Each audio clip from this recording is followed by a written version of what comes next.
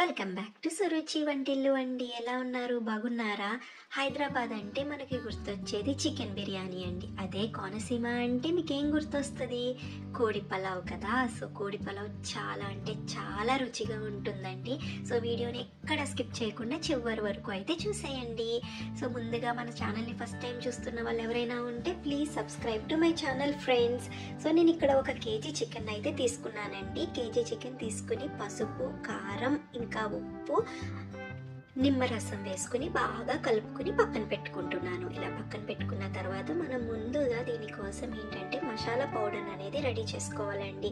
ఈ మసాలా పౌడర్ కోసం నేను ఇక్కడ 2 స్పూన్లు ధనియాలు, ఇంకా 1/2 స్పూన్ ఏమో జీలకర్ర, 1/2 స్పూన్ పెప్పర్, ఇంకొకటి ఇంచేమో దాల్చిన చెక్క, స్టార్ అనీస్, లవంగ మొగ్గలు ఒక 8, ఇక్కడ జాపత్రి అనేది నేను చాలా తక్కువ తీసుకున్నానండి. ఎక్కువ అయితే తీసుకోవద్దు, చేదు వస్తుంది. ఇంకా యాలకులు ఒక 10 తీసుకున్నాను. 1/2 ఏమో షాజీరా, బిర్యానీ ఆకులు ఒక 2, తగడ్కా ఫూల్ ఒక 1/2 స్పూన్, అండ్ కస్తూరి మేతి వేసుకుని బాగా రోస్ట్ చేసుకోవాలండి. అలా రోస్ట్ చేసుకుంటున్నప్పుడు ఒక మంచి కమ్మటైన వాసన వస్తుంది. ఆ వాసన వచ్చినప్పుడు మాత్రం మిక్సీ కట్టేసుకుని చల్లారిన తర్వాత మిక్సీ జార్లోకి అయితే ట్రాన్స్ఫర్ చేసేసుకుని పౌడర్గా చేసుకుని పక్కన పెట్టేసుకోండి. ఎప్పుడు కూడా మీరు చికెన్ ఫ్రై కానీ కూర కానీ చేసుకుంటున్నప్పుడు వెడల్పైన గిన్నెలో చేసుకుంటే చాలా బాగుంటుందండి. చికెన్ అనేది బాగా కుక్ అవుతుంది. ముందుగా నేను ఇలా వెడల్పైన గిన్నె తీసుకుని దాంట్లోకి కొంచెం నూనె వేసుకున్నాను. ఉల్లిపాయలు కూడా ఇక్కడ కేజీ చికెన్కి నేను 1 ఉల్లిపాయ మాత్రమే తీసుకున్నానండి, చిన్నది. ఇంకా కొంచెం ఉప్పు కూడా వేసుకుని బాగా ఉల్లిపాయలు వేగనిస్తున్నాను. వేసిన తర్వాత కొంచెం అల్లం వెల్లుల్లి పేస్ట్ కూడా వేసానండి. వేసి పచ్చివాసన పోయేంత వరకు బాగా కలుపుకున్నాను. అయిన తర్వాత మన చికెన్ మ్యారినేషన్ చికెన్ ఉంది కదా, ఆ చికెన్ని కూడా అందులో వేసేసుకుని బాగా కలుపుకుని దీన్ని ఒక 50% మాత్రం ఉడకనిచ్చానండి. చికెన్ని మనం చేసి పెట్టుకున్న మసాలా పౌడర్ ఉంది కదా, ఆ మసాలా పౌడర్ని ఒక 2 స్పూన్స్ వేసుకున్నానండి. అలా వేసుకున్న తర్వాత ఇందులోకి కప్పు కొబ్బరి పాలు వేసుకున్నానండి. ఇలా కొబ్బరి పాలతో మొత్తం చికెన్ని కుక్ చేయిస్తున్నా. ఆ రుచి చాలా అంటే చాలా టేస్టీగా ఉంటుందండి. చికెన్ని కొబ్బరి పాలతో చేసుకుంటే ఇలా చేసుకుని ఇలా ఉడుకునిచ్చిన తర్వాత దీంట్లోకి కరివేపాకు ఇంకా పచ్చిమిరపకాయల్ని కూడా వేసేసుకుని బాగా చికెన్ని ఉడకనివ్వాలండి.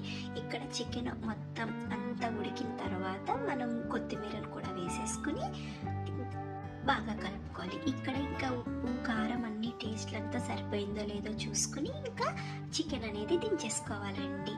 ఇప్పుడు పలావ్ రైస్ అనేది ఎలా చేద్దామో చూద్దాము. ఇక్కడ నేను ఒక ప్యాన్లోకి ఆయిల్ వేసుకుని మొత్తం బిర్యానీకి కావాల్సిన మసాలాలన్నీ కూడా వేసేసుకున్నానండి. వేసేసుకుని బాగా కలుపుకుంటున్నాను.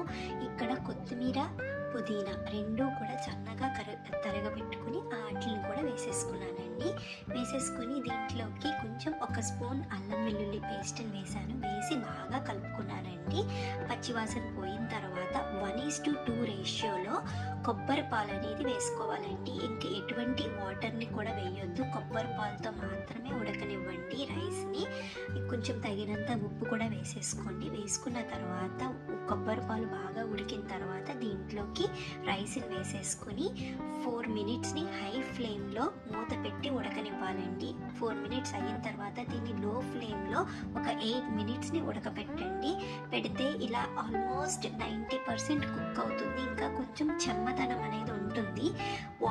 రైస్ అనేది ఏంటంటే డ్రై అవ్వకుండా ఉండడం కోసం ఇలా టిష్యూ కానీ ఏంటంటే వెట్ క్లాత్ని ఇలా పైన పెట్టి ఒక 5 మినిట్స్ పాటు ఉడకపెడితే రైస్ అనేది చాలా పొడిగా వస్తుంది. అండ్ పైన లేయర్ కూడా డ్రై అవ్వకుండా వస్తుందండి రైస్. చూసారు కదా, రైస్ చాలా పొడిగా చాలా బాగుంది.